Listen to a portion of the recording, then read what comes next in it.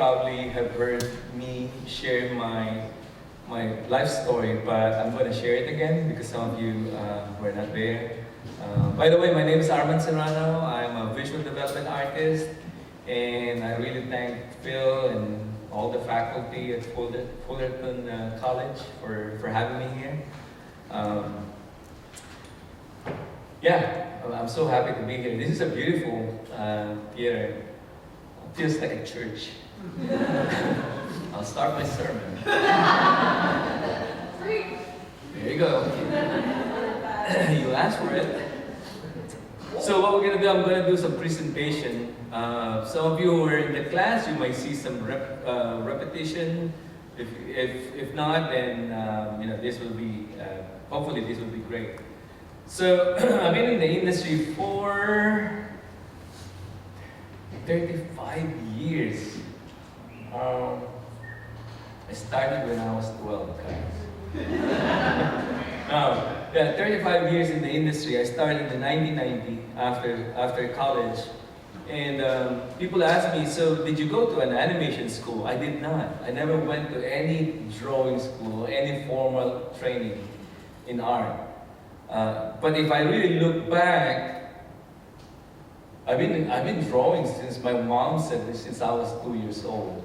The most memorable, well, not most memorable, but the farthest I could think of was a drawing I did of a duck when I was a kid. And I wish my mom would always save my drawings. Like your parents probably have saved all your drawings, right?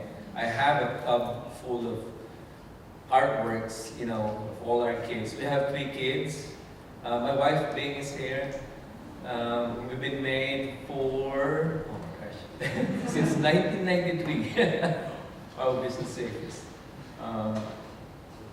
So we've been married and we have 3 kids, 2 daughters and 1 son.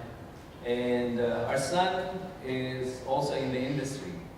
Is also an environmental designer. Then our daughter, the youngest one, the first one, she's an editor. So so thankfully not animation, but quite close. But the youngest, she's taking classes in college about animation. We were hoping that one of them would become a surgeon or at least a dentist, I remember our youngest, she would, when I was still working at Disney, she would go into the studio and she's so enamored by animators, so I would introduce her to some of the animators in the studio. And she told one guy, so what do you want to be when you grow up? I want to be an animator and also a Starbucks barista. And the animator said, actually that's a more secure job, barista than an animator. Anyway, so I grew up in Manila, as you can tell from my accent. I grew up in the Philippines. The Philippines is an interesting country because we are Americanized, so westernized. Anything that you have here, do you know that we still have Kenny Rogers roasters in Manila? It's still a thing there. We have more Randy Donut shops in Manila than you have here in LA. Seriously, you see it everywhere. That big donut, you will see it, in the city. So it's so Americanized. Our medium of education is American English from the moment we go into kindergarten up to you finish school. Everything is American. The Philippines has 113 dialects. We have 7,000 islands, dialects. You drive, I grew up in the city in Manila, you drive 2 hours away from Manila and another, they're speaking a totally different dialect that I won't understand. We have some common words, but I won't be able to understand them. So English has been our main, or at least the secondary language for all of us to communicate. There was one time I did a trip to another country and we all came from different parts of Manila. It's interesting, we had to communicate in English because we won't be able to understand each other. And we're all Filipinos. So that's the country. I speak Tagalog, which is the most common language.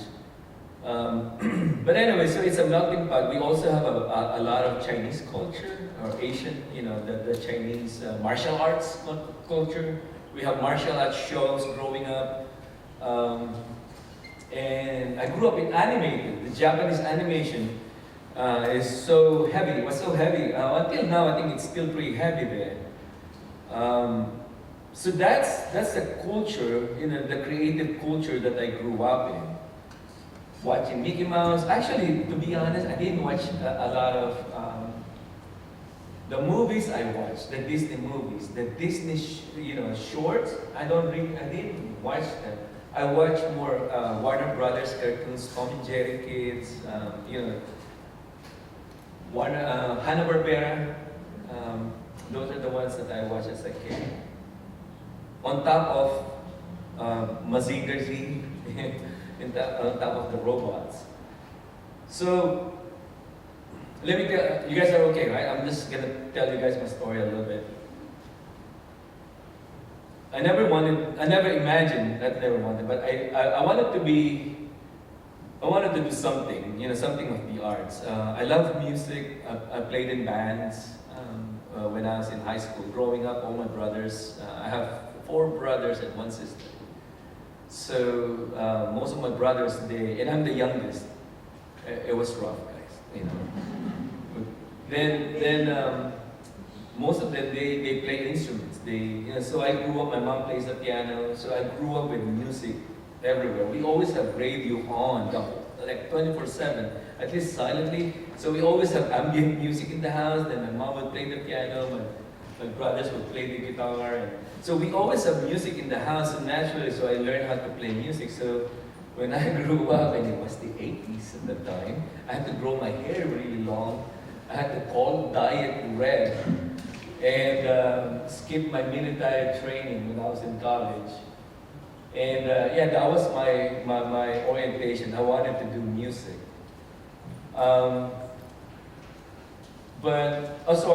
was high school, not college. That was around high school.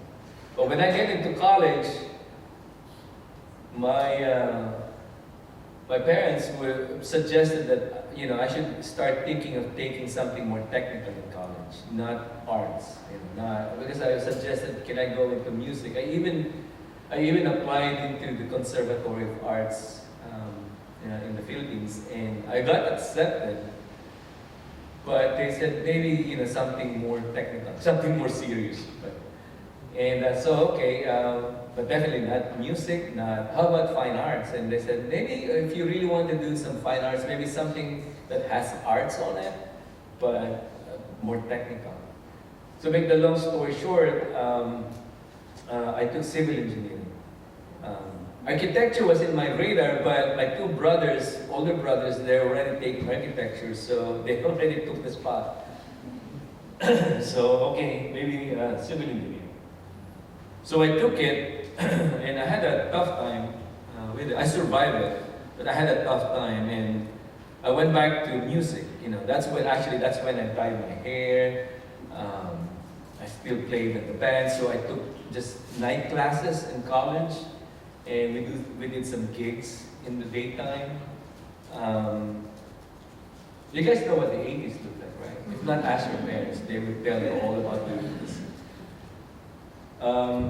Because I wasn't really enjoying the field that I'm in. And far along the way in civil engineering, I want to make it a difference. I said I want to be serious in my life, and I'm so deep in my civil engineering, but I want to leave. I want to move to fine arts. It's still I'm getting sucked into the arts. But I don't want to mess up also my promise to my parents that I will finish my engineering. So I tough it out. So instead of a 5-year program, I stayed in school for 6.5 years. That includes summer, by the way. I took some summer. So solid 6.5 years. That's how I love my school. Then, and that's when I met my wife on my last semester, on my 6th year. So in a way, I'm thankful, Lord. I'm so thankful I moved off in college. If not, I won't be able to meet my wife. So in everything, I believe there's a purpose. So that's the purpose, is to meet being in college. And so I finished school, and she was still in school at that time. So I would always go back to the university. We're in the same university, and she still has one more year to go. Her classmate. I would do some drawings for their classes in communication arts, and they would do some boards, and and they're not artists. So I said, you guys need help, And at that time I don't have a job, so I would go give them some drawings for their storyboards. So her classmate approached me and said, "Wow, you can draw. My sister works for Hanna-Barbera." So, "Wow, do we have Hanna-Barbera in Manila?" "Yeah, they just started." And I found out that, I found out that we have Hanna-Barbera in Manila, Warner Brothers TV, Disney TV, and Marvel TV in Manila at that time. This was 1990. 1990. So, I have a job at that time, so I applied to Hanna-Barbera. And the way it worked was, because we didn't have any animation program during that time, they would train us. They would gather, let's say, hire 70 people.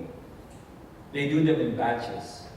I was the 7th batch in Hanna-Barbera. So they would hire in batches, and they would give them a 6-month program to train you as an in-betweener. Because remember, this is Saturday morning cartoons, 2D animation, guys. With the zoomer. I'm so old that during that time we were still doing ink and paint. You guys know what ink and paint? The acid paint, and they're painting. We have a department that's painting underside of the acid paint. Anyway, so these were the last few years of completely traditional media. So to make the long story short, I got in. I was able to finish the training program. So I got hired. I didn't even finish the 6-month training. They put me on production after 3 months. And you guys know what an in-betweener is, right? All right. Then I found out that there is a layout department. Layout is the one that's designing all the sets, the background. And I realized that, that's actually, I like that better than what I'm doing. So I moved on to layout. I took a test, I got in, and I never looked back. And I told myself, and I mentioned it to my parents, that this is now my career. I'm not going to look back. So after 2 years, I moved to Marvel TV. Marvel TV, they were looking for a layout supervisor for X-Men, the TV series. And I don't know if you guys, you know the new X-Men? That was the origin of that show. That's why they made it like looking like 2D animation. It's because they tried to be true to the original, keep the integrity of the original series. So I did the supervision. I supervised the layout of, I think, 42 episodes of X-Men. Then 1 season of Fantastic Four, the TV series. And it was a great time, and I learned a lot, coming from drawing cartoons to drawing more realistic. So it's a good training for me. Oh, actually, I have an image. I forgot. So when I was at Hanna-Barbera, again, ask your parents if you don't know the shows. I worked on the Captain Planet and the Planeteers.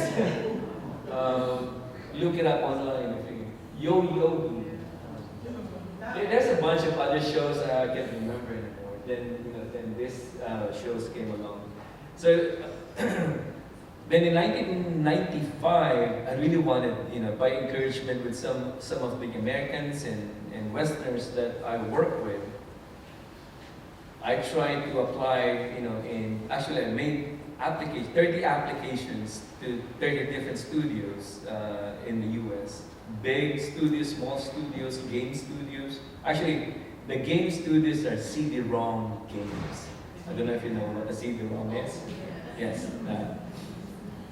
And they all replied, especially the big studios like Disney, DreamWorks, they all replied to me. But then I realized that my portfolio wasn't still good enough. It's not at par to what they're asking. But there's a game studio in Glendale. They said, "Oh, we want to hire you."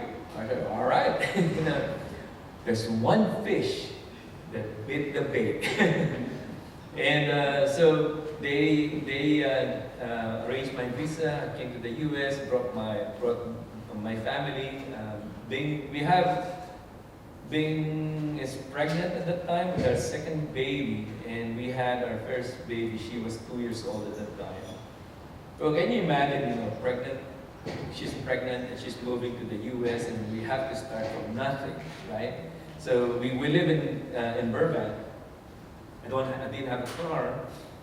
Our first furniture was a car seat because the rules here, you gotta have a car seat for the baby.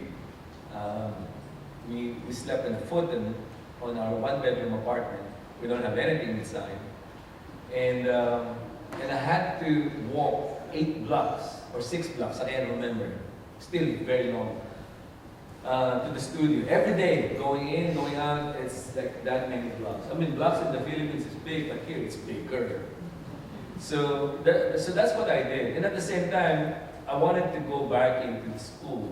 I want to train more because I know even though I'm a supervisor, the quality of my work is still not as far as someone being hired into the Disney, to the feature animation world. And that's my goal, is to get into feature animation. So I took some classes at this school called Associates in Art. It's not here anymore, but this is the precursor of our online classes. And it's in Burbank. So I just have to discipline myself. I have to, when I get home in the evening, tend to my family, eat some dinner, then I have to go to the class, the evening classes. I have to take a class. It's layout visualization and background design. And they're being taught by 2 Disney professionals. Then I would come home, maybe around 9 or 10 in the evening, tend to my family again. And when they are sleeping by around 11 o'clock, then I bring out what Bing would say. She calls it my mistress. My portfolio bag.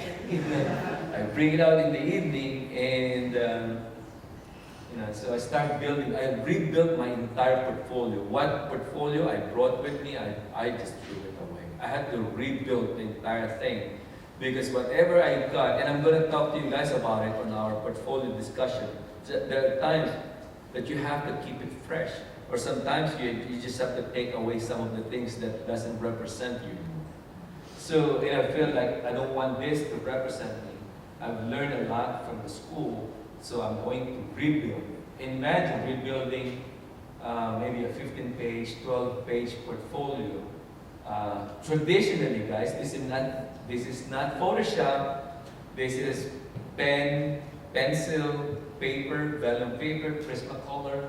I have to buy the bag. At that time, it was $50, the bag. Remember that leather bag, the black bag?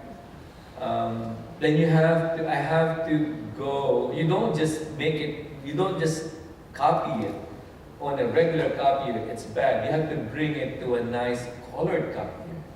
You go to Kinko's. And at that time, it cost like $1. So now probably it's $5, to print one.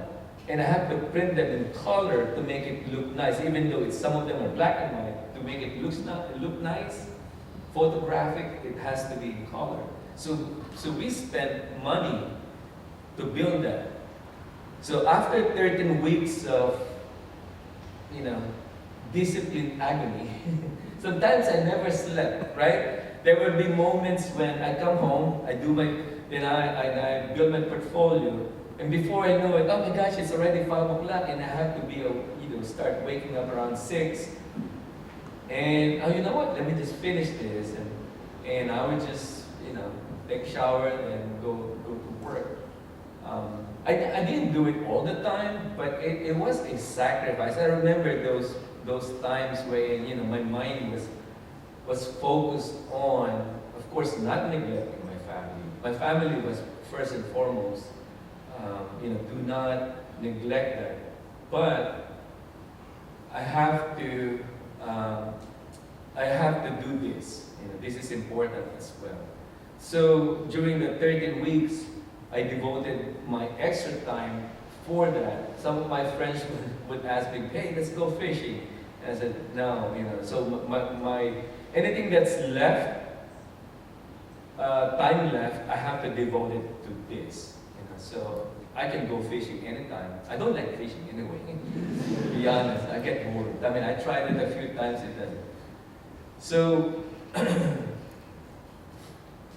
after 13 weeks, I dropped my portfolio in 3 different studios. One was Warner Brothers, one was Disney, and one was DreamWorks. So I thought, okay, I'm prepared now. All the portfolio guidelines you guys sent me, I accomplished them. So the first one was Warner Brothers.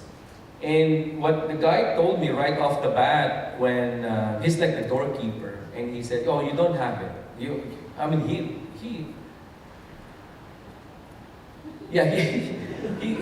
I can't find the right word. I don't want to, malign the person, but I mean, he as if, it's crushing. You don't have it, kid.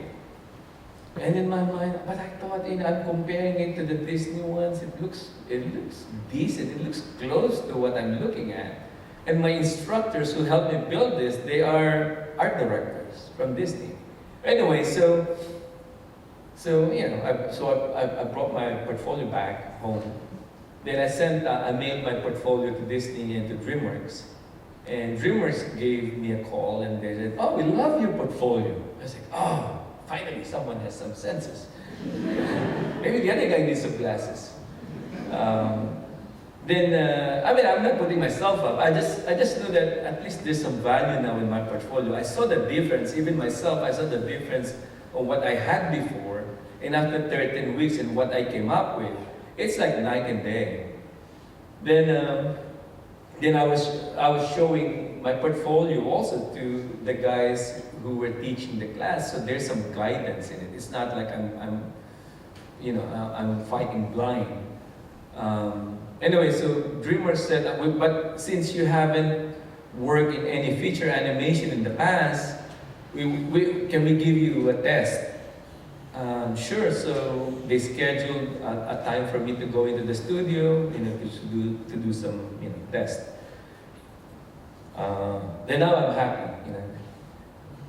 I kid you not, the same day, Disney called me just later on, and they said, "Oh, we love your portfolio. We're going to hire you." And I said, "Oh, cool, someone has better glasses." "So we're going to hire you, but are you willing to move to Florida, in our Florida studio, Disney Florida?" And I was applying for, I can't remember, maybe it was Hunchback of Notre Dame and Hercules. Those are the ones being done in LA. And at that time, at first we said, maybe not, because my wife is pregnant, and we just moved here from Manila. This is only, we're in the country for 10 months. We have, barely a year in the country, and now you want us to move now to Florida. Then they said, give it some thought. They send us newspapers from Florida, like real estate forms, convincing us that houses here are cheap, standard of living is cheap. So anyway, to make the long story short, with some counsel from our family members, we decided, okay, let's go for it. And so now we're moving all our stuff, which means our one couch, our car seat, and a TV. And the futon, by the way, that's important, the futon. Oh, can I tell you, this is a side note. Is it okay? It's not art related. One time, Bing was...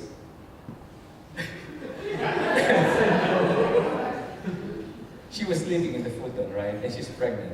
And it was comfortable. And I was making a long distance call to my dad back in Manila. When we called Manila, I don't know if you guys know what the landline is. The landline is that heavy phone. So when you call Manila, you have 011. I guess when I press 0, I accidentally pressed 92. So it became 911. So I was talking to my dad, and as soon as I hang up the phone, there's some, this is like 5 o'clock in the morning, there's like, on front of our house, and I look outside, like, oh my gosh, there's 2 LAPD in front of our house.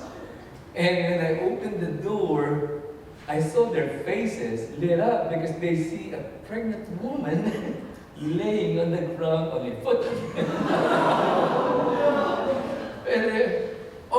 I said, anything okay here? Everything fine? Yeah. So I explained that I'm just calling my parents, see, I may have dialed wrong. And I think then Bing woke up and she stood up. And anyway, that was one of the, I thought they're going to deport me or something.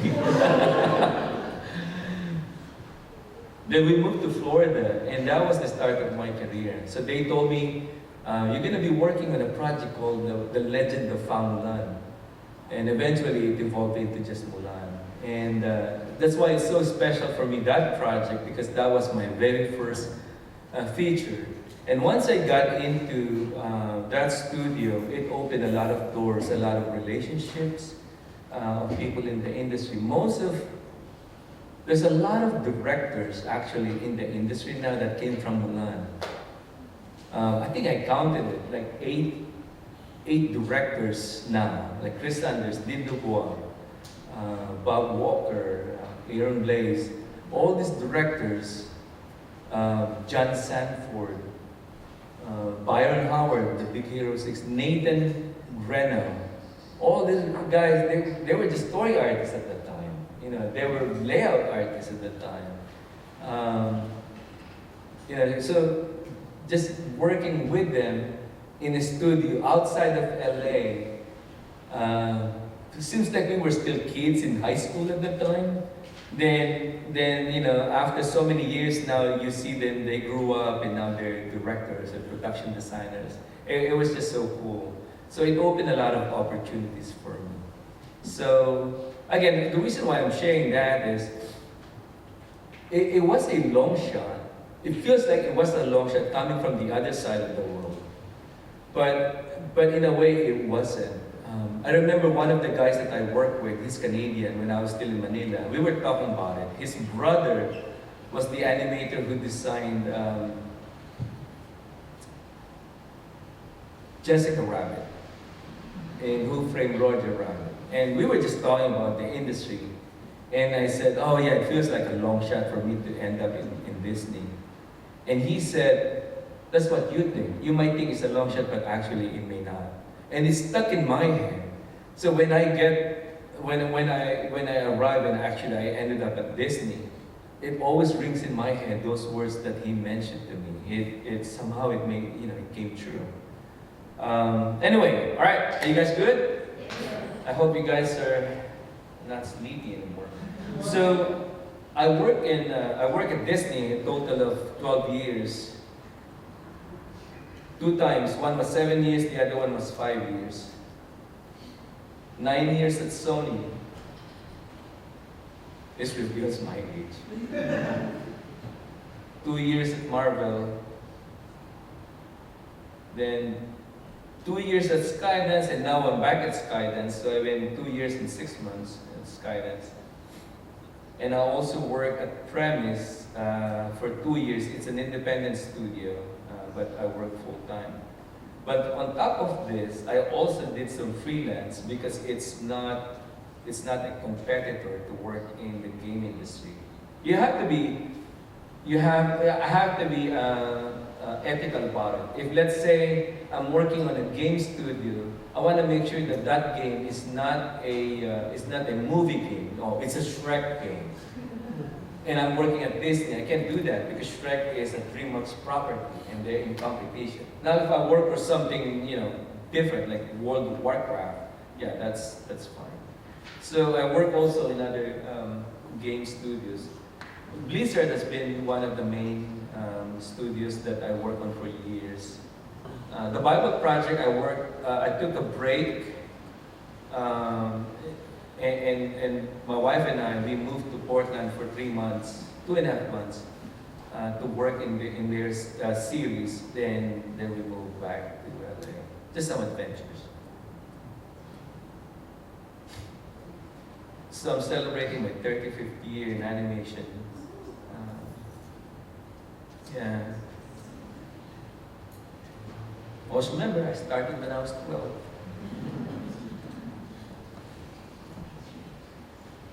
So I got involved in the development of What If. Did you guys see the series? Season 1? The first season I was involved in that. And also, this is the last major project that I worked on, was the Wonderland trilogy, which is now on Apple Plus.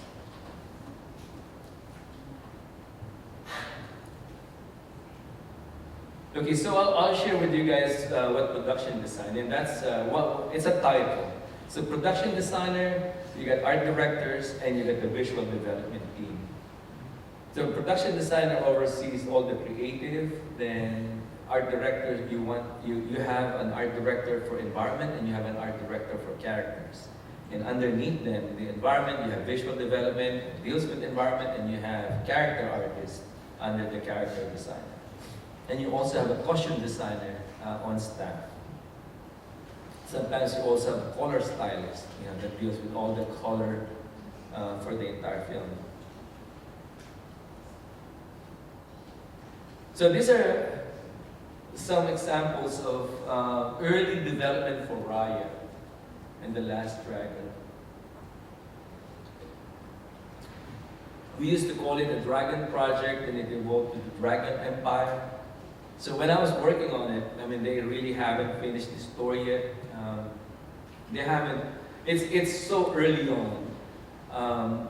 There's like 7 or 8 of us, working on it. So everything was just blue sky ideas while they're still writing the story. On this one, I share this. Maybe is it possible to turn off this lights here so it's not washing out the screen? There you go, perfect. I think I'm getting blind too. Oh, no, it's okay if you don't have lights on me. I think that should be fine, right? Yeah. That's perfect. Yeah. So my idea, my concept for this one, on the class I asked them what's the meaning of concept art, and for me the most profound meaning of concept art is concept plus art. It means it's an art that has an idea, that has a concept with it. You can be an amazing painter, but if there's no concept, there's no story to tell. It's just a beautiful piece of painting. If you go plein air painting, just call it plein air painting. Don't tell me that this is my concept art while I'm doing my plein air painting. No, it's a high-end. It's a coordination, it's a sharpening of your painting skills and how to capture the light, the color, and emotion of that moment.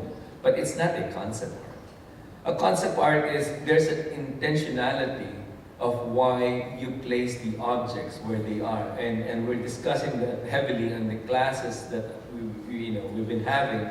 It's all about composition.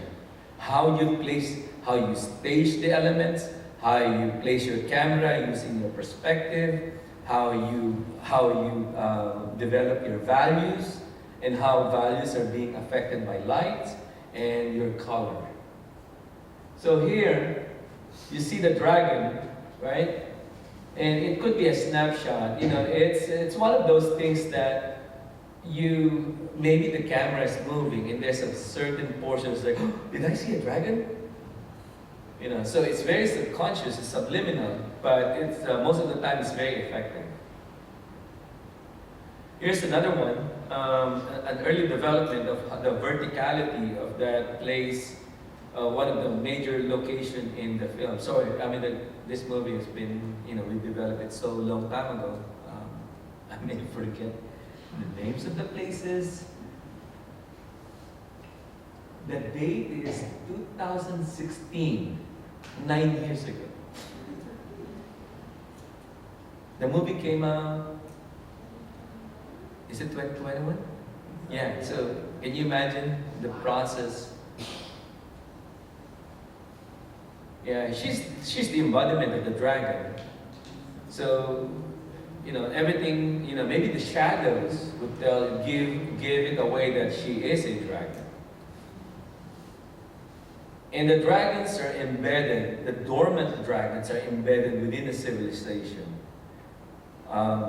Coming from that part of the world, I'm so used to seeing the images. I haven't been there, but I'm used to seeing the images of the rice terraces. Once you see it, you know that it's from the Southeast Asian continent. So I've applied it because it's beautiful, the terracing of the landscape. So can you see the dragon? Yeah, there's a dragon. They didn't know that dragon is actually dormant. It could become alive one day. There's another one. You see the dragon? And the eyes at the bottom. I shared it in the classes, and I've realized that when the dragon becomes alive, there goes the civilization, there goes the village. When it flies, the whole village flies.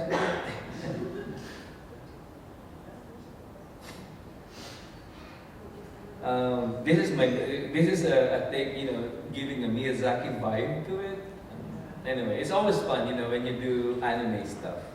Hey, it's a concept.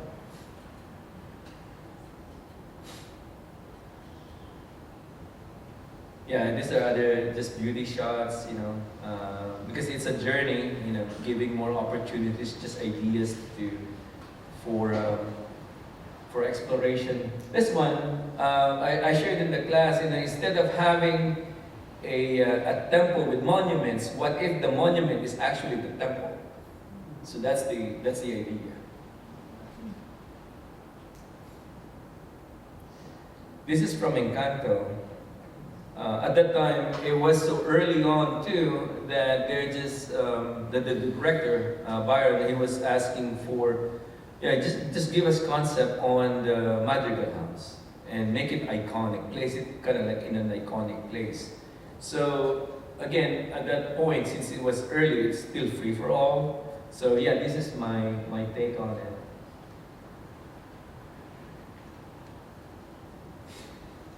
This is for Strange World. Did you guys see it? When it came out, I totally forgot that I worked on it. No, seriously, I think when I was working on it, we didn't have a title, so I was working with this project, which never, I don't know, if I work on a project, I remember. But I think in this one, I don't know why, I don't remember. So it came out. Then someone told me, hey, I saw your name on it, congratulations. I was like, oh, what movie? The Strange World. I work on it? Then I checked it, oh yeah, I worked on it. Then I watched the movie, it's like, oh, so now I remember. So I dig in on my files and I saw this. It's like, wow, so that ended up, so that's Strange World. I totally forgot that the only thing I could possibly, the only possibility is there was no title at that time. So sometimes, like the Dragon Project, when we were working on it, we just called it the Dragon Project, or Dragon Empire. Legend of Mulan, become Mulan.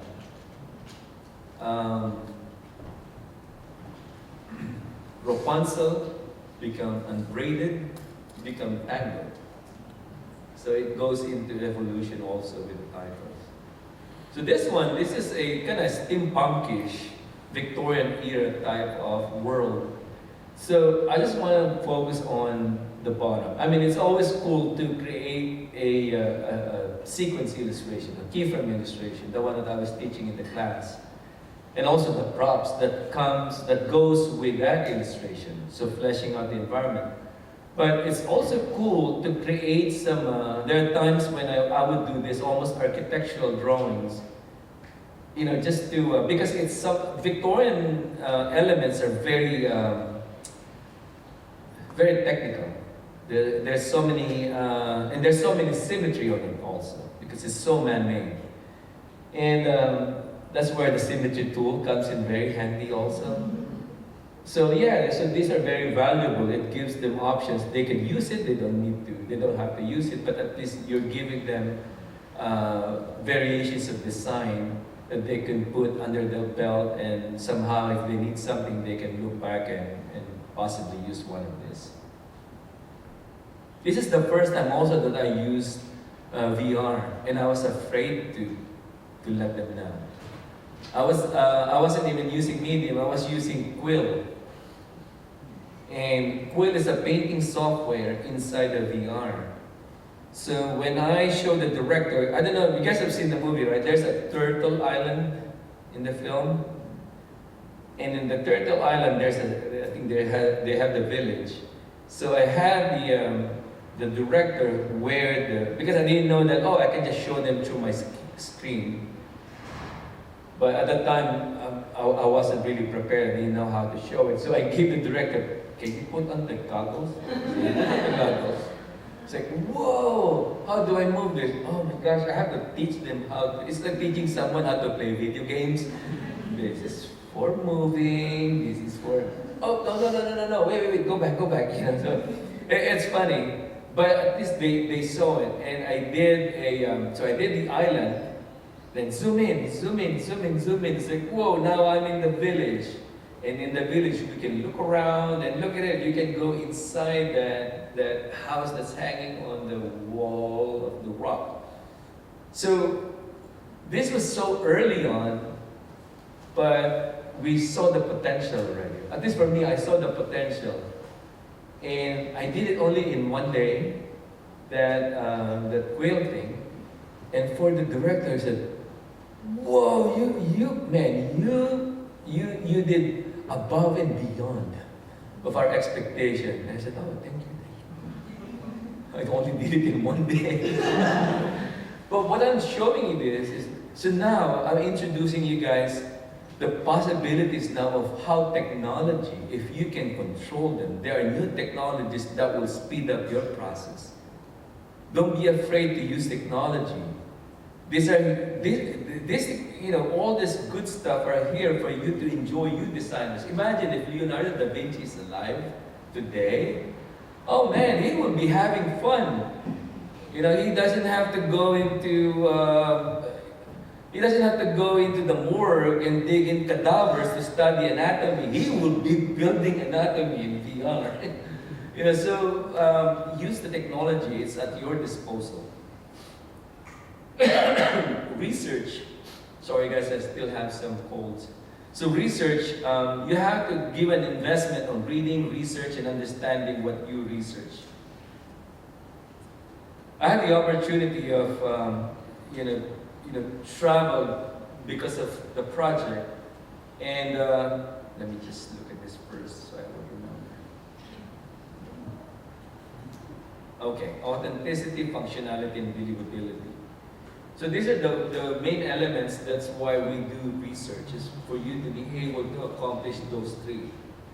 Like the image, this is, we went to Israel for a biblical project. So you have to go there in order for us to actually see the elements, how mosaics were made, how the pillars were made. That's for a circus project. This one actually is Rodentia in Zootopia, the one at the bottom. Remember, I think for you, were in the class this morning when I was telling you guys about the toilet paper roll house. The elements that I designed for the toilet paper house. We didn't use that seat, but I was able to use the designs of the refrigerator, the stove, for this one, and the TV also for this one. So it wasn't wasted, it was just recycled. So my job also is to do style and art direction. Give me just 1 second, guys. I just want to make sure you're happy. Okay.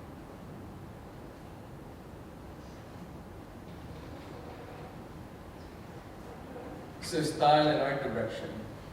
Part of the job is making sure that we find the style, the proper style that will work for the film. So the person who makes the last decision on this is obviously the director. But the reason why you hire an art director is either the art director's style is the one that you wanted to emulate in your film. There's some artists who have really strong, distinct style that, okay, let's just hire him to become the art director so we can, so he'll be the one to control the direction of that visual language. So the way, for me, I would do it is I would create a style board, something like this, and put them all together. It's, yeah, it's like you're putting them in a pot, digesting them, and being inspired, and that's whatever style that you come up with based from this inspiration is the one that you're going to use in the film. I showed this to the class the other day. This was a demo I did, brainstorm, and this is one image. It's the same image, but done in 3 different art directions. So I realized I don't have a mic there. But you guys can hear me, right? When I move. So the first one is Ralph Aquari. Basically, I just applied some of his sensibilities, not entirely Ralph Aquari, but most of his color, the palette. He has some distinct muted 70s vibe color on his art. Actually, when I see he's different than Sid Mead, but there's also some similarity of, I feel so, for me, that there's also similarity in the choices of colors. It may be because it's the era, the choices of colors during that time. The middle one was Frank Rosetta. Then the last one is Ivan Earl. So I would do a thumbnail at times of what it could look like, just to have, just for me to be confident that my choice of art direction will work. Then I'm going to introduce you guys now to technology. So I love technology and explore possibilities to increase creativity, possibility and efficiency of the process. It's all about, I will embrace the technology as long as it would enhance the efficiency of the production process. Because if it's not, then I may be wasting time, because most of my time professionally is all about the production. So if I embrace a technology, my mind always, how can I use this to speed up my process? But they would think that I'm doing above and beyond when I do it only for one day. Something like that. I found this, there's a guy named Jama Jurabayev I met online, and he introduced this. This was around 2017. This 3D code, for me, it's an obscure 3D software, and I realized some of the professionals were actually using it. And he taught us you can draw inside a sphere, you can draw in space, and those guys, you can even draw in symmetry. I only drew one guy, and he was drawing on the other guys. Then I stopped the symmetry and cut off the head of the other one. Isn't that amazing? You show this to the director. I'm going to show you my concept art at this location. Boom. Wow, you did above and beyond. It's so simple. Huh? What was the software called? 3D code. Yeah. So I'm drawing in actual. I'm not moving in space. It's fixed in the middle. But I'm drawing. I move, basically I'm rotating the world in an axis, and that's where I'm drawing. But the cool thing is, because of the symmetry tool, you can do those, you only have to do one, and it's copying those in the other, you can put like a mandala effect, 3, 4, 16 repetitions is all up to you. So when I communicated more with Jama, I told him, and he told me there's a plug-in to Photoshop, so you can actually paint in there. It's a bit slower, but you can paint. Oh, really? So I painted this on the same software. It's just a bit slower, but then at that time I was doing some freelance on a game project for Blur. Then I did this. So I showed them the artwork, and they said, "Oh, that looks good." And I said, "Click it." "Oh, what? Click it." Then they click it. It moved. It showed the whole thing. Whoa! So they're so blown away. Again, it's not the praises of people, but it's just the cool thing about it is I'm just showing everything in one image.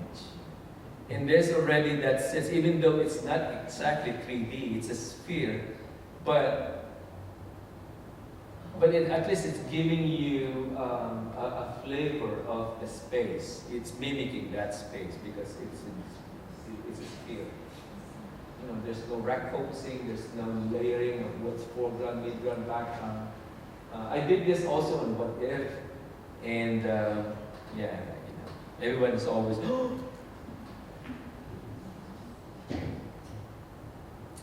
LiDAR photogrammetry using your iPhone. And I did a sample in the class. I scanned someone. So I went to a museum. People take pictures. I scan the object if I like it. And when you scan them, then you have the element that you can put on your 3D software. When I was doing research in Israel, I scanned some mosaics. This is the synagogue in Capernaum. And this is Zach Russ during a workshop.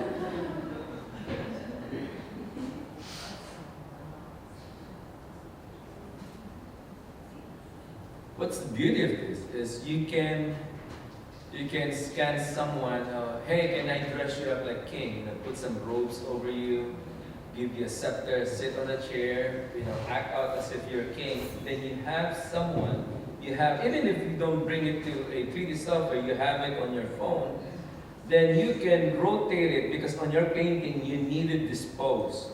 So just take a screen grab, bring it over into Photoshop, then you have a truthful rendition of the drapes, of the body posture, the expression, then just replace, just draw over or paint over in order to make it, in context to what you're working on. But at least you don't start from scratch.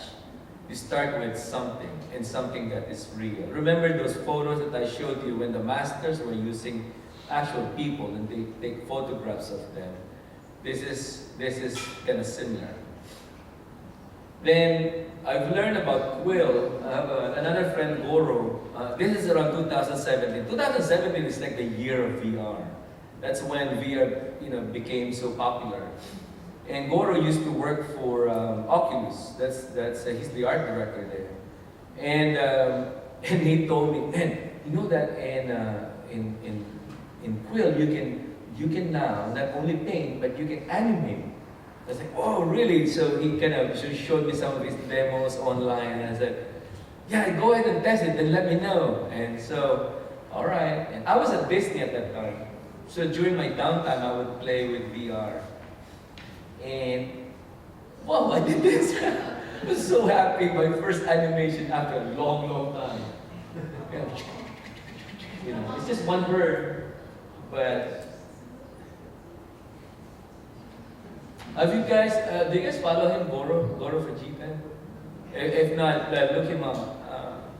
He's an amazing painter, concept artist at the same time. He's one of the foremost developers of VR in production. Then you know what? I told him, I'm going to push it.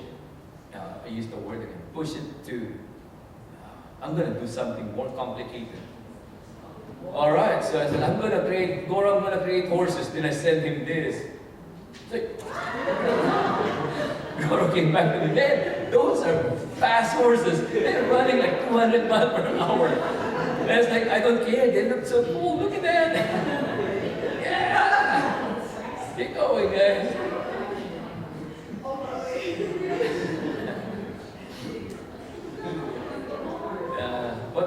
What's more complicated than animating horses? I solved it. But it's cool, you know, in my mind, okay, but I'm not an animator, so this is not really, you know, it's cool for me to do this, but for me to invest time in animating this, unless probably if I'm gonna make my own short, then I'll do this. But that's not my thing. I'm looking for something that will speed up the process in visual development. So I put it aside and continue on with my search. So this is me. So, so imagine a process that instead of endless sketch drawings of the elevation, you know, top, bottom, side, isometric view, you can have a sketch sculpt, meaning they're dirty 3D models, not perfect, no perfect wireframes, nodes and triangles, but that can be modified at a time of revision on the fly. So it's happening now through VR. But of course, you can use any 3D software of your own. I'm just sharing you guys my experience because in 2017 I started using VR and never looked back. It's a very important part of my process. So this one is a demo I did at CTN. 2 years ago. I building trusses is one of the most complicated things that you can do. Trusses, right? Bridges, to create those repetitive patterns. So I did those, and this is what came out of it. So after building it on VR, I brought it to Unreal Engine and just do a quick render. And look, in VR, I can even make it painted. It has some colors. And that's a screenshot from Unreal, the one at the bottom. There's another one. I built a dam on the other side of it. This is a 2-hour job. 2 hour between building the asset and rendering in Unreal Engine. Hold on a second. You guys have seen Paw Patrol, right, in the class. I'm just going to show something. I'll show you guys some of the...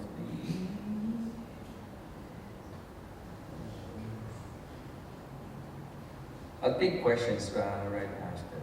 Give me just 1 second. I'm almost done. Oh, here. I showed you this. This is from What If.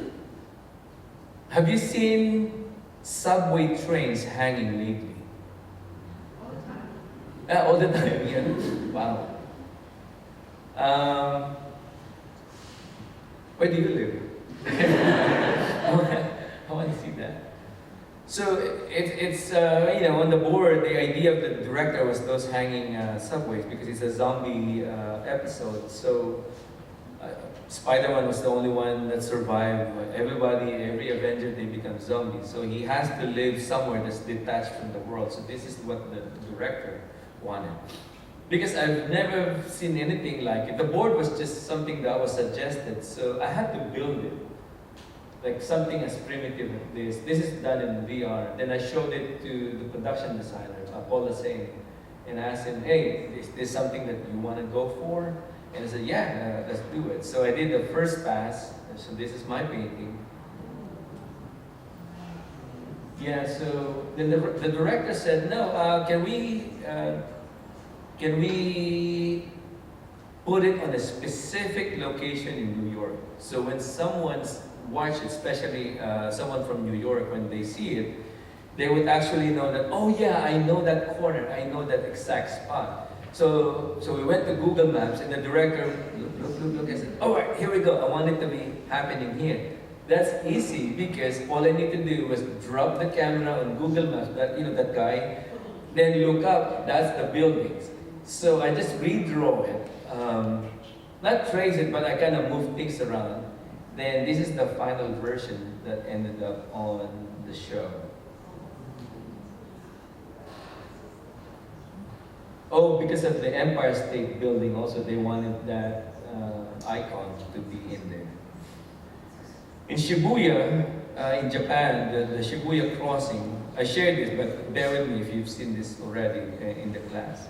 I have to destroy Shibuya crossing with a thermonuclear explosion. Coming from one side, so it's not an explosion in the middle, it has to come from somewhere. So it means the destruction has to have a direction. So before you destroy something, don't design them destroyed. Design them undestroyed first. Because it's easy to destroy the undestroyed, then you pretend to destroy it already without any sense of what it was before. It wouldn't be convincing. So I built it using Google Earth, Google Maps and Google Earth. And guys, you're so fortunate. You have Google Earth. I mean, you can drop a person. You can extract that and put it in your blender. Oh, we did that on Wonderland. We have to create a post-apocalyptic Manhattan, and we need it in 2 days. I have this one Polish guy who also does VR, Kuba Kozlowski. So I take note of every person that I find online who can do something similar to what I do. Because when the time comes, I know who the person that I could go to.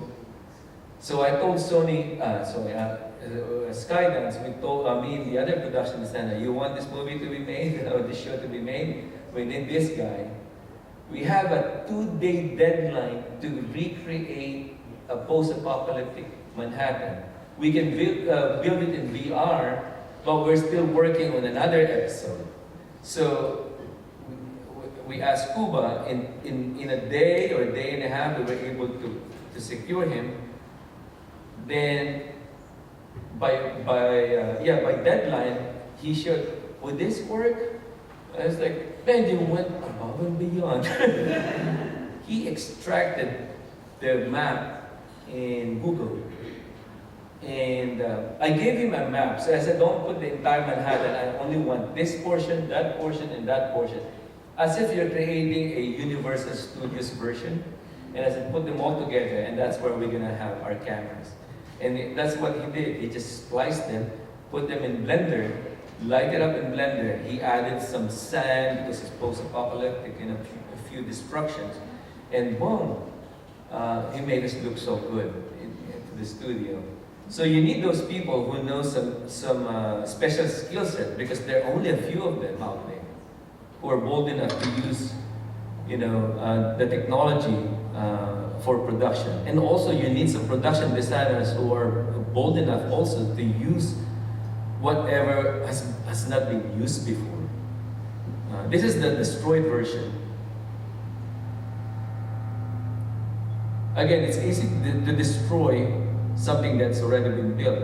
You know that there's confidence and integrity of the original design that you would still feel when you destroy them. This is some of my 2D drawings. I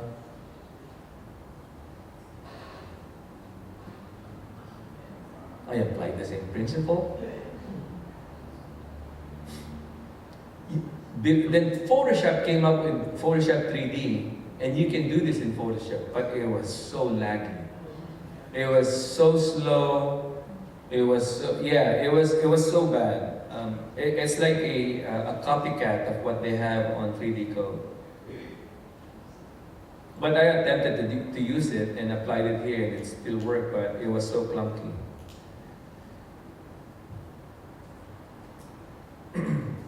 So all those drawings at the back, they're all directly from VR. I just added a few details, but because I have a 3D model behind it, something as complex as this, it didn't take me that long to present and design. I just have to draw over there with lines and added some values to it. And add a few more destruction, and that's it. It's almost like just adding 20% more and you're done. So I was able to do more with a small amount of time given. So 3D assets that you design, that you build, will bring you a long, long way. And this is the rendered. I don't have to do the paintings. An artist named Won Sul-hyun, he was the one who painted all this. It's a beautiful painting. So I just want to show you guys how it ended up on the screen. This one is also from What If. T'Challa, so he became, What If is like what if, it's like a parallel world. He became Star-Lord, thank you. And that's him hanging in one of the boxes. So I had so much fun here because what I did was I just created the boxes. Rectangle, boxes, rectangle, cubes, in different sizes, and place them in space and kind of arrange them and find a sweet spot. And all the elements inside, I just winged it, so I was drawing. And these are creatures, nobody cares about the creatures, what's inside. I even put the Star Destroyer somewhere. Yeah, it's in one of the boxes. Can you guys see it? Oh, there it is. It's there. So, anyway, I just had fun. And they ended up, when they actually painted it, they're just silhouettes. So, no details. Also, shots like this. This is a complicated shot. Imagine doing it by hand. Right? A lot of boxes.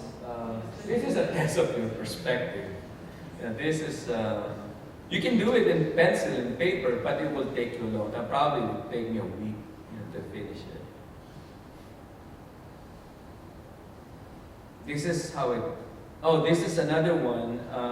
This is the collector's, he has his own lab. You know the collector? Yes. Yeah, so this is, I'll show you how I built it. That sound that you hear is actually from the software. You would see that they're not even high resolution, they're kind of blobby, which is fine. I'm keeping them low res. I'm going to draw over them anyways. Plus, they, if needed, they can be rebuilt clean. All they need is the design. That's why it doesn't matter if you use Blender, Maya, 3D Studio Max, 3D Code, SketchUp, doesn't matter because what you're giving them is the design. You're not giving them the 3D file. You're giving them a design. If needed, they have a modeler who does that job. That's not your job as a visual development artist. So as in Vista, use whatever software that you need to. Doesn't matter. You can make it in Lego. To be honest, you can use whatever, clay. I have a student before, she actually built, I was telling them that if you don't have 3D software, find something, find blocks or whatever, place them, take a picture and paint over them. Then my student, I think she has kids and she has those wooden blocks. She put them together, put some plants on it, take a photo, and it was an Italian villa. It was so beautiful. It was real lighting on it. She added the elements on it, and it's brilliant. And I said, that's the idea. You just have to be creative and use any kind of assets or technology that you have on hand and use it to your advantage. So because I have the asset, the 3D asset, I can easily find any angle, just draw over it with line work, add a little bit of values, then it's good to go. I can even go as complicated as this shot, with all the, from top to the bottom, because I have the 3D asset. 3D assets has been used by concept artists since 10, 15, 20 years ago. It just became a taboo in some ways that you're in animation and you're using 3D. Now it's like, oh, it doesn't matter. But I'm almost done. I know we have some Q&A. That's the asset. This is the environment that came with it. And by the way, on VR you can put lighting on it too. So shots like this come in really handy. Then the last one I'm going to show is some unreal juiciness. So this is a discontinued project, but this is, I don't think this is recorded, or is it? Or is this only for educational purposes, right? Oh. Yeah. Oh, you know what? It's okay. I'm just gonna show you one image. This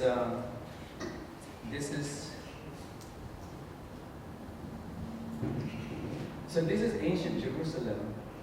So it's a conglomeration of VR, Blender, Unreal.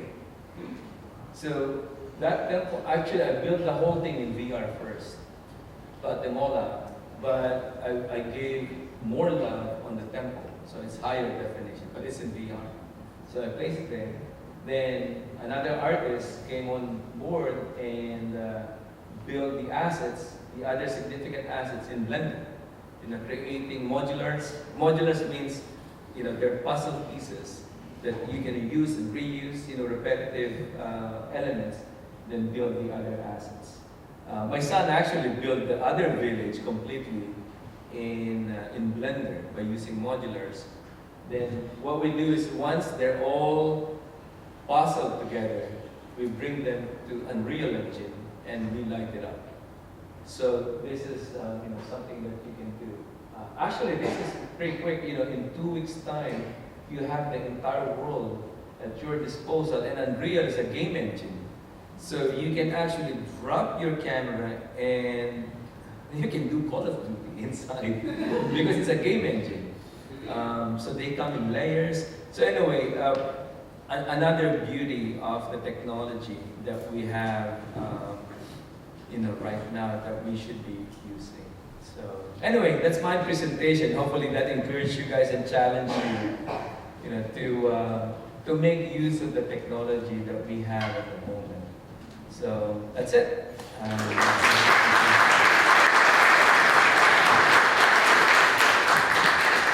So now I open it up for Q&A. Yeah. So what sort of attachment are you using to draw it in the VR? Is it like a pen or are you using little handles? Yeah.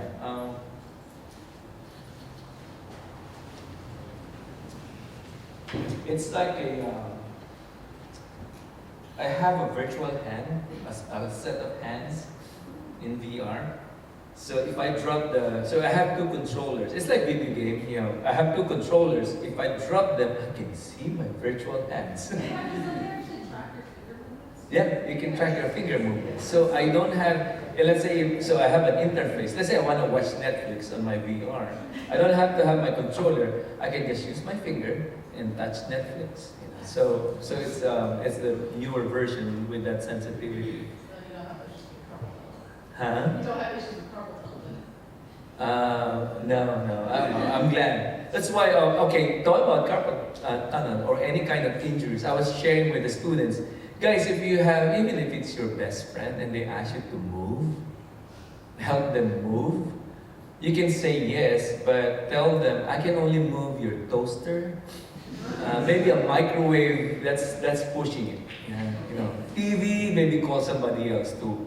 I'll be your, anything light, I'll move. Because I want you guys to start at an early age. I want you guys to start taking care of your arm, your wrist. My grandma told me a long time ago, because our arm, they're like machines. When you have a machine and you use it over and over again, do not soak it with anything that is cold because it's so warm.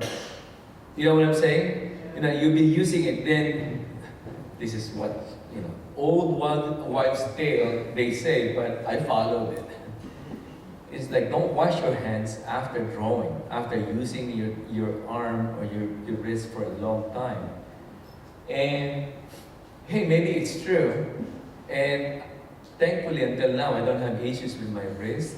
I never have any carpal tunnel. Some of my friends, they do have it. Some of them, they can't even use their arms anymore. One guy from Disney, he can't even draw anymore. Yeah, I mean, it's so sad. And it happened early on. So, again, I'm not saying that, okay, don't wash your hands, after drawing, but for me, it makes sense whether there's a scientific, proof to it or not. But always, take care of your arm. I always joke. I mean, I can go deaf. I can lose my left arm. I hope not. I can lose my legs, but this one, no. I have to keep this one. So. Oh yeah. On the thing is, you have a tool on the VR.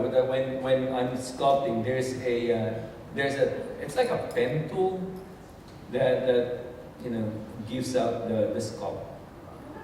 Yeah, if it's a brush, then it looks like a blob. So yeah, there is something that appears that's connected to your arm. So there's a hand and eye coordination. Is there a reason you use medium over something like Gravity Sketch? Yeah, so I tried those. I tried Gravity Sketch. I even tried the new one, which I forgot now. Before there's a bunch like Masterpiece VR, the painting software. Some of them, they have even animation capabilities. Gravity Sketch will be the closest one that I use also in What If. The reason why, and Gravity Sketch is cleaner in terms of wireframing. So when you bring it into a 3D software, it behaves properly. It's more procedural, if you know what I'm saying. Let's say if I'm going to build a tree, it's not like it's not a sculpting tool. It's more like procedural sculpting. I have to find ways, okay, I have to use the cone and elongate the cone, and now I have to do the palm leaves. Now, okay, I have to make a cone again and make it tiny, and now the leaves. Oh, I can use ribbons. Ribbon. Oh, the ribbon is square. Now, how can I? Oh, I have to find the node now, and so you know what I'm saying. So it's a little bit more procedural. It's more like a 3D thinking, and that's why I lost interest in 3D because of those things, the moving of the node and stuff. All I need is to sketch. So medium, I don't care about. It doesn't care about wireframing. When you bring medium into Blender, turn on the wireframe, it's like, whoa, it's like billion, gazillion, nodes in there, points. But it worked. I'm not a modeler. I'm not giving you a clean model. I'm giving you a good design. So it behaves very intuitively. As if I wanna build a tree. I can design a tree. I can shave. I'm sculpting a tree that I like. So because of that, I like medium. So a lot of people have been, a lot of artists in the industry has been telling me, oh, you should try Gravity Sketch, and I did. But this is the one that works for me.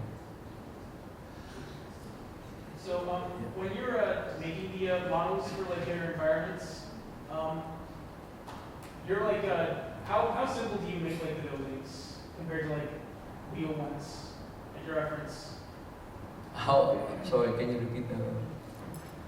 How much do you simplify the models when you're making the models for like a base for your drawings? Oh, how much?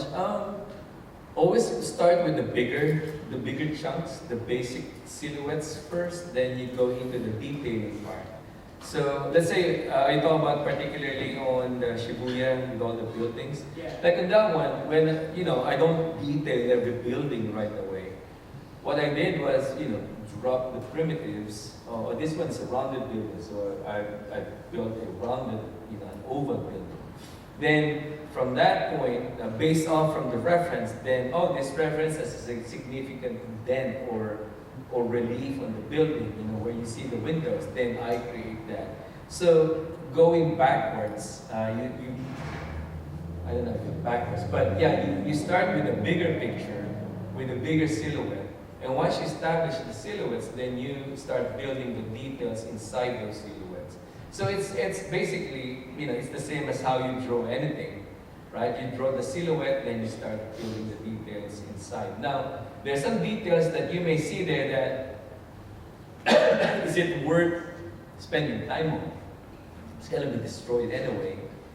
So yeah, you just have to make a production budget decision, and also how you use your time wisely. I want to ask a personal question, and I understand that a lot of us here are thinking like this. I have this mentality of not knowing how far I'll make it into the industry, and having the confidence of wanting to then be part of this industry. At what point did you feel that you had support from your friends, family, or even within yourself to know that you would be able to make it where you want to be? I understand that you didn't have formal training. We're all trying to get to where you're at this point. Do you know any thoughts of what we should be thinking to get over our self-doubt and our mentalities? Yeah, that's a tough question to answer also, because I think the contexts are different, and also the context of our time is different than the context of your time. In our time, everything's traditional. Now it's all digital. At our time, there's no 3Ds. Now you guys have 3D. At our time, possibly there's less people, artists going into the industry. Now there's more people are trying to get into the industry. We have less tools, and now you have more tools. So the context may be different, but I believe your will, how you discipline yourself is exactly the same. Competition is high. Even in our time, it was high too. I think one of the questions that was asked me by on the radio station was about that. I believe you just have to have a positive outlook when you decide to go into the industry. To be honest, guys, any industry you go to, even outside art, it's difficult. Nothing is easy. Nothing is like, oh, I'm gonna get into this job. I want to be a school principal. Oh, it's so easy to get into. No, it's not. You have to get a master's degree. You have to do this. You have to do that, and you have to work your way up. Animation is a tough industry, but is it doable? It is doable. But it's same thing. You just, number one, you have to get your foot inside the door. And sometimes even if you get your foot inside, you can still be laid off, and now you're again back on the outside. It happened to us. I got laid off twice in the industry. The first time I was at Hanna-Barbera, actually I got laid off. It was like Judgment Day for me, my first realization of the industry. So, number one is you have to prep yourself for the industry that you're going to go into, number one. Number two is 2, 3, and 4, practice, practice, and practice. No, seriously. If you're gonna go into battle, you have to sharpen your skills. You have to sharpen. If you're going to a war, you have to always make sure that you do your marksmanship. You hit the mark. I was sharing also earlier. A sword, even if you sharpen it and you put it, okay, it's ready, it's sharpened. If you use that sword, if you don't use it, it's gonna get rusted. You have to bring it out and sharpen it again. So same thing with your drawing skills. Do not think that because you have a good drawing skill set at this very moment that it will stay with you after 1 year. Try not to draw for a month and you would feel and see that you're already rusted. So you have to keep drawing. That's why it's more of a passion. It has to be a passion that you have to keep drawing, because that is the skill set that will make you be relevant in the industry. So it's all about drawing. Without the drawing skills, you won't be able to get it unless you go into the other route. You're going to be a writer. You're going to be, even a story guy. You have to be able to draw storyboards. So it's all about the drawing. That's the only tool that we have to maintain. It means that's the only tool that you have to sharpen all the time. You have to be able to persevere in the industry. Be patient, be persevering, because the industry is, there will be people that will rub you the wrong way, but you still have to smile and work with them and become a team with them. You have to be patient, not everything will go your way. You can be fired too. If you're a man of, a woman of faith, you have to pray. It takes a lot of prayer to survive the industry, to be honest. So all these things, it's, but if I think about it, a doctor is so hard to be a doctor too. It's so hard to be a dentist. You have to pass the bar. You have to take, if you're a doctor, you have to take residency. You have to take this. Whatever you think, it's not an easy job. You work at McDonald's. It's also a hard job. Our son used to work for a Cold Stone, the ice cream parlor. It was so cool. You just go there. Oh, my son is the one, And we realized, man, it's a hard job because the other guy didn't come into work. So he's the one opening the shop. He's cleaning by himself. And there's a long line. And some of the people in the line, they keep complaining to him. It's like, why are you taking you so long? And I want to smack them. It's like, can you see that there's only one guy in here? But what I'm saying is, whatever job you take, it's hard. But you have to be prepared for it. Not everything will be given to you in silver platter. So, yeah, you just have to get your share of that. I hope that answered that question. I was wondering, in terms of your process, do you go straight into designing props and ideating and sculpting, or do you do sketches first and then model out the modulars or that kind of stuff? I get addicted to VR already.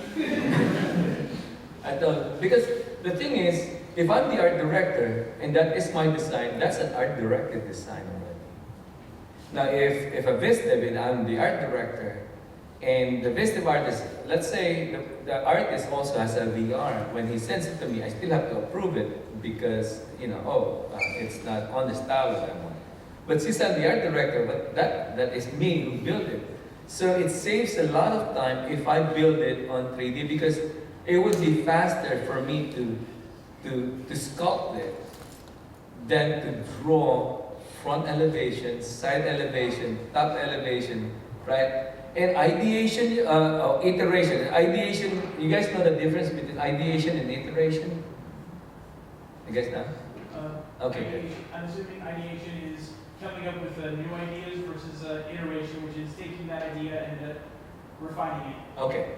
Yeah, ideation from the word is different ideas, different concept. I give you a different concept. Iteration is I give you a different version of that concept. So, for both, but mostly for iteration. Let's say the director says, "Oh, can we widen the door a little bit?" If it's a drawing, okay, can I go back to you after 2 hours? So I have to go back to my drawing board and let me redraw the door. Then after 2 hours you come. If I'm in my VR set and the director is here and looking at my screen and he said, "Can we widen the door?" Sure. Oh, there you go. What do you think? Approve. So do you see it? Because it's that quick on in terms of making iteration on the actual model. Tomorrow I'll do a demo if you guys want to see it and how quick it will. I hope it will blow your mind. But it blew my mind. That's why I embraced that technology. Hi Armand. When you're learning all these softwares, how much time do you spend on each software? Do you aim to be a master at Adobe Media before you move on to the next tool, or do you just try it and move on? Good question. Would you believe the first time I touched Medium, I was at Disney and nobody's using the VR sets. Because for them, it's, I think most of the people think that a VR set maybe, I don't know, I cannot speak for people, but at that time it's more like for games. So, but we have Medium, and I think Gravity Sketch installed on it. And so me and a friend of mine, during downtime or break time, we would go into the lab and we would play it. So the first time I prepared for it, I said, I'm gonna learn Medium today. So I brought myself a picture of a tank, a Woolworth with them. And you can drag photos, references inside the Medium, so you have it hanging, in your space. Would you believe on that day, after 2 hours, I was able to build a tank? It's because Medium has only 8 tools. That's the beauty of having limited tools. It's like, I'll let you paint using 2 brushes. And sometimes having so many brushes in Photoshop is so detrimental.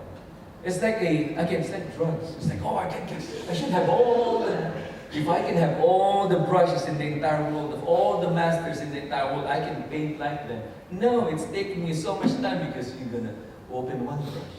How does this work? Oh, it doesn't work. Let me try another brush. Oh my gosh, it's taking me a long time already, but I downloaded 50 brushes, so it means 4 hours pass, you only have 1 brush out of the 50 brushes that you bought. Because you didn't know, you never knew what those brushes are for. It worked for the person who made it, but doesn't mean that it's gonna work for you. That's the reality, right? I'm sure you can relate to it. So it's not about the number of brushes that you have. I remember with Photoshop, I didn't know how to build a brush. I'm just using the stock brushes. So I fell in love with number 19 brush. And I painted finished full-on paintings using just the airbrush, the hard brush, and the number 19 brush. I didn't even know that number 19 is just turning on the transfer selection. But hey, it's there, so it's a stock brush. Why venture in so many fancy brushes? I would draw my grass, and you can make grasses out of the number 19 brushes too. You just have to modify, the brush itself, but it's just one brush. So it's not, again, and that's what I found so convenient with Medium.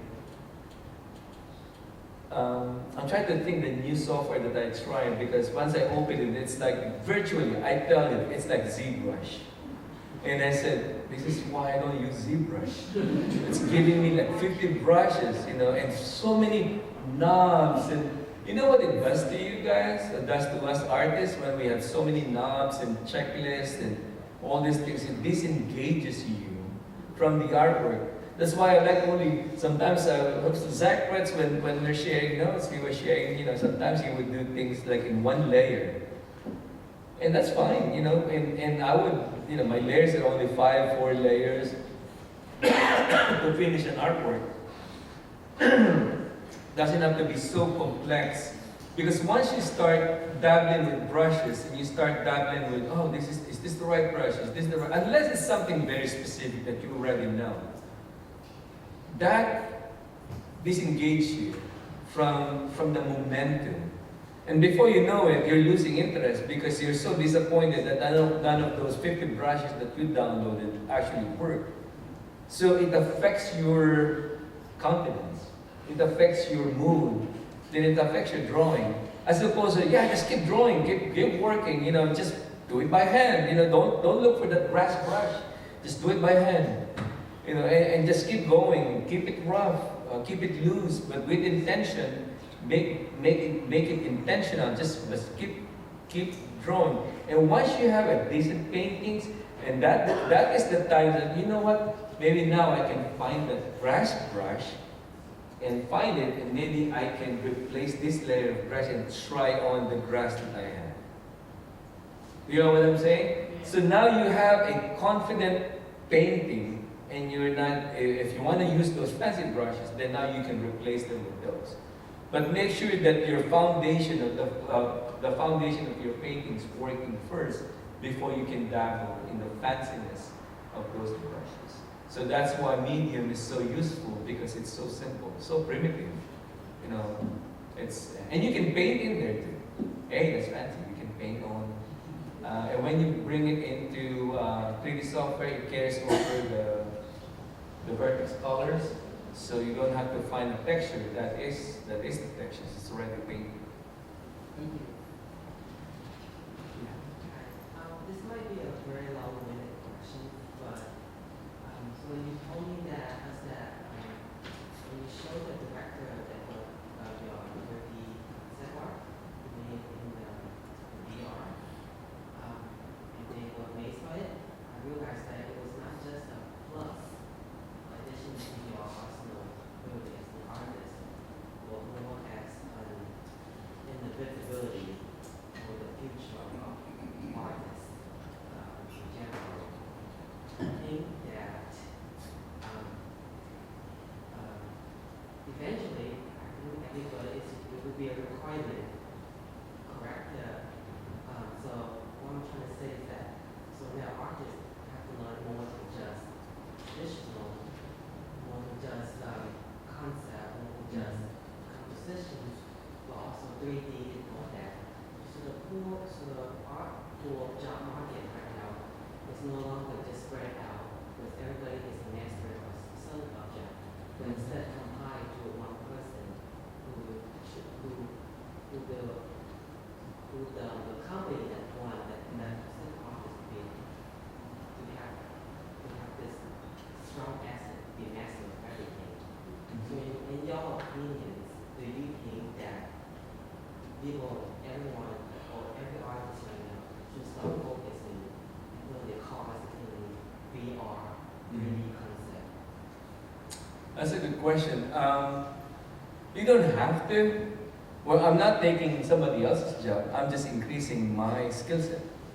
So, but in increasing my skill set, it doesn't mean that before you increase it, you have to build it up in such a way that I have to have a handle first of my fundamentals, my perspective, color, all those things.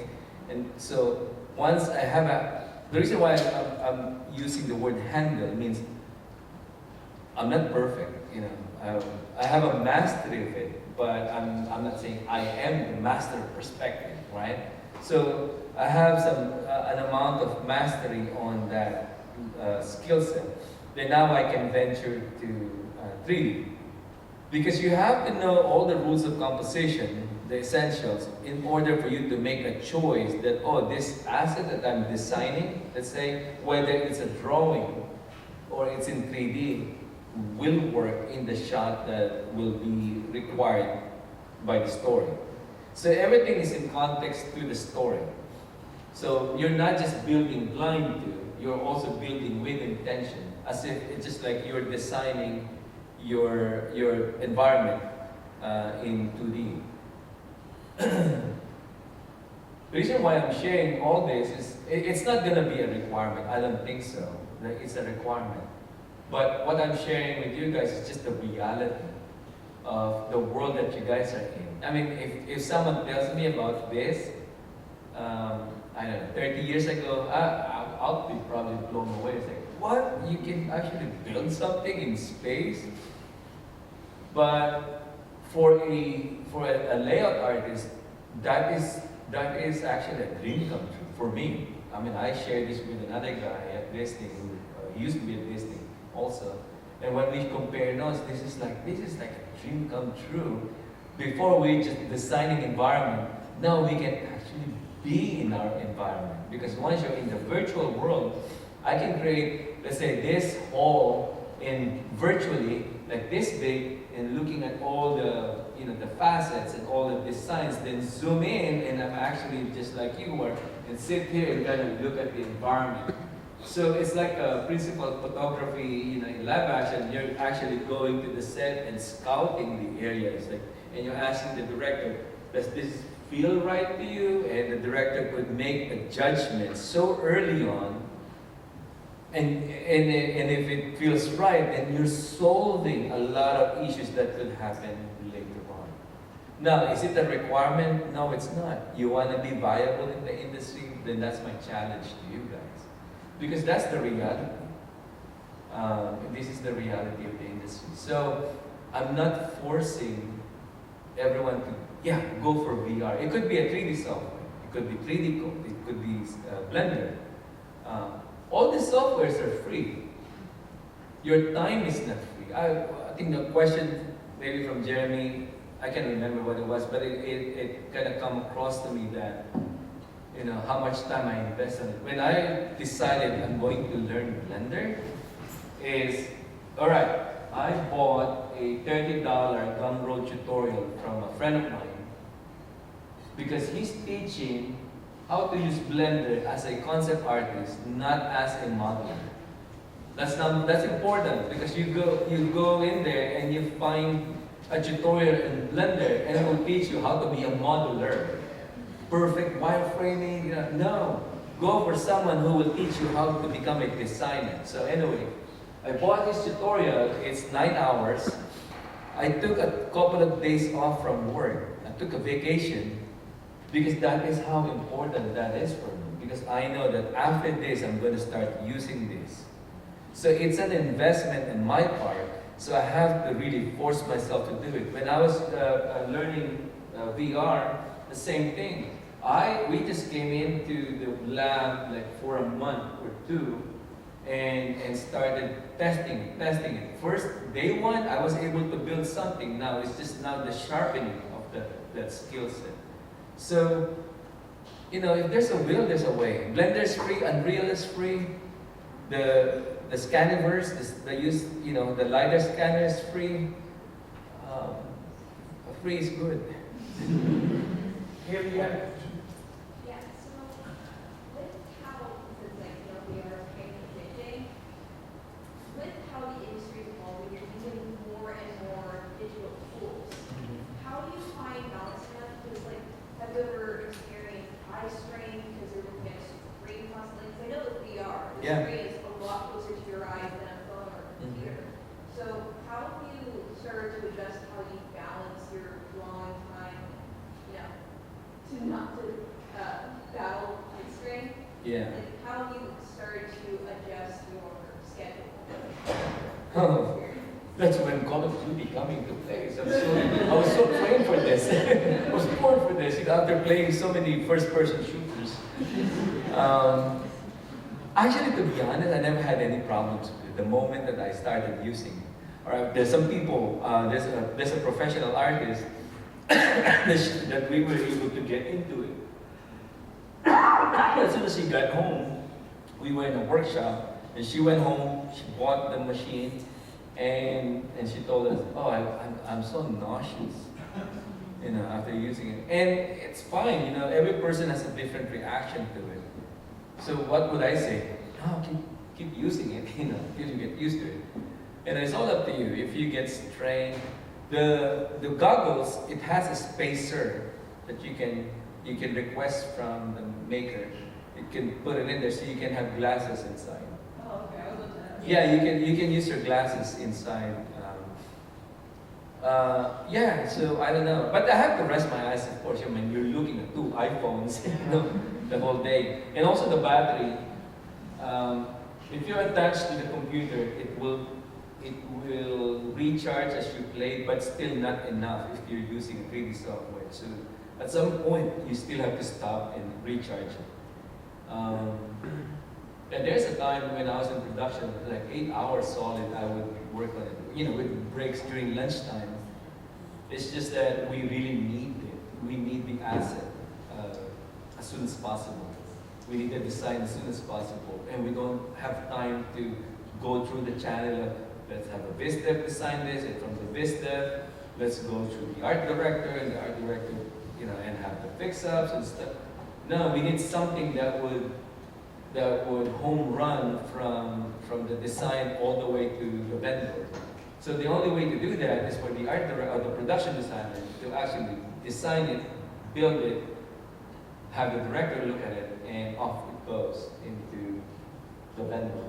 So it was a special, challenging moment, but that's how we were able to test the advantage of using VR.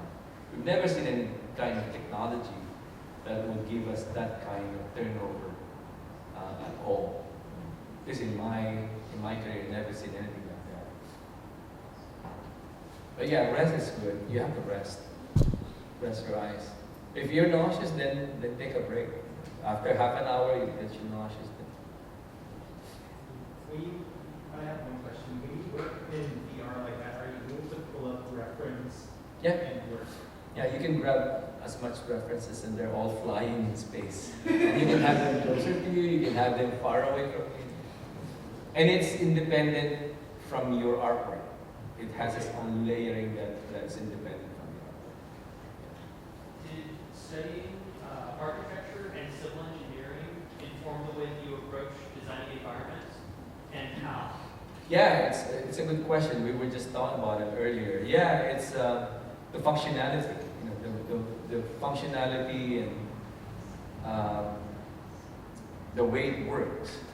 If you have architecture is more the aesthetics part, but the engineering part is the structural part of things, the mechanical part of things. That my example was, let's say the Millennium Falcon. Physics is probably not going to work, right? But mechanically, all the stuff, all the junk that's in there, it looked cool. It looks so cool in the way it flies. So nobody complained about it, right? But because it looks believable, it looks functional.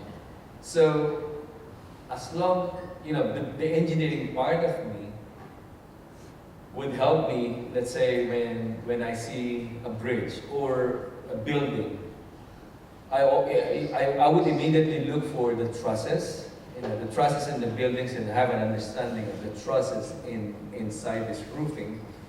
If it feels like the building needs support or not. So in my mind, there's a structural mentality that has to be how would you say it? That has to be attained for me to convince myself that it's believable. So and that comes with the engineering background, if that makes sense. Yeah, absolutely. Thank you. Are you and another artist able to work on the same canvas in VR? Like, if you and one of your partners were working on a piece, could you guys do it at the same time in VR? There's an app. I think Rabbit Sketch you can do that. Tandem inside. I think Will you can do that. But Medium you can. Oh, okay. Yeah, you can do that.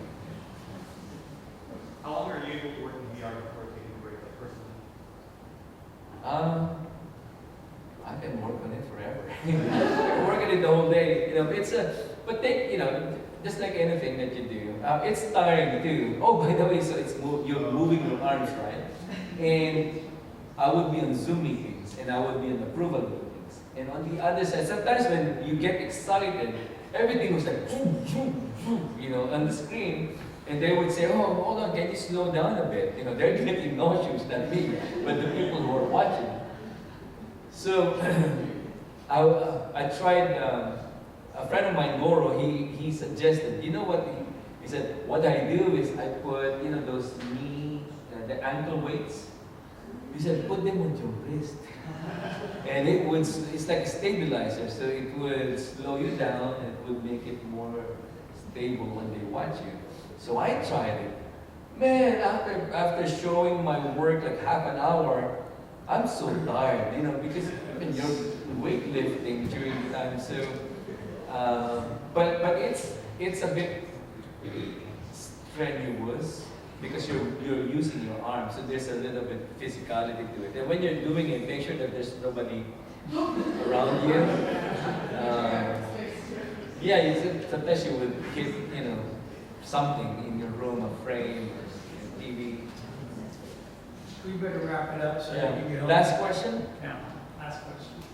Yeah. I'm new. I'm a newer artist, or not a newer artist, but I just decided to pursue my interest in art and be in the industry. And it's a lot of things that I'm barely finding out about, barely being introduced. What are some steps or some things that newer artists can do to familiarize themselves with the industry and make connections and the beginning parts? Yeah, that's good. In order for you to kind of have an idea what the industry looks like, so we have events like Lightbox, CTN here in the US, and again, we're so fortunate we're in LA. We have the two major events. You can also go to events like SIGGRAPH. It's a visual effects event. It's a little bit more pricey, but if you're into it, you can go. So, Lightbox, you can make some connections with people, let's say, from the studio, with other artists in the industry. They will have booths or they will be walking around. Also identifying, look at the art of book, then looking at the artist that you want to steal the job from on the book, then look them up on Instagram and follow their work. By the way, when you guys are showing your portfolio, this is a portfolio discussion, but just to, kind of like in that line, when you guys are connecting with artists on Lightbox and you're showing your portfolio, don't show your portfolio to all professional artists. It will confuse you. Only show your portfolio to the ones that you like, to the people that you want to steal job from. You want their opinion. If I'm an environmental designer, I don't need an opinion from a character designer because I don't want to be a character designer. I want to be an environmental designer. So that's the person that you can ask.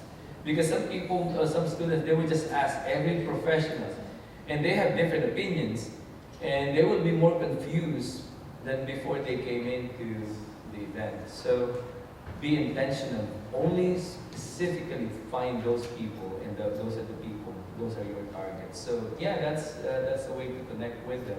Start with that, or open your own portfolio Instagram. If you guys are having issues with likes and dislikes, oh, they didn't like my work, then turn off the likes and dislikes. Well, that is like the like button. Just present. I've seen artists like that. They don't have any. You can make any comment, but you're just showing off your artwork. So that's fine. Or if you don't like social media, create a website. A simple website. There are free websites that you can subscribe to. Just be out there a little bit. You don't have to show everything yet since you're a student, but at least you're starting to feel what the industry is about. So anyway, guys, just want to part ways, on this event that there's still, don't lose hope. It is a tough industry to get into, but there's so many opportunities. There's so many apps, there's so many games, there's so many films being made, there's series that's being made. There's also feature animation, there are independent studios. There's a lot of opportunities, may not be in this country, but in other countries. So just be out there. So you'll survive the industry.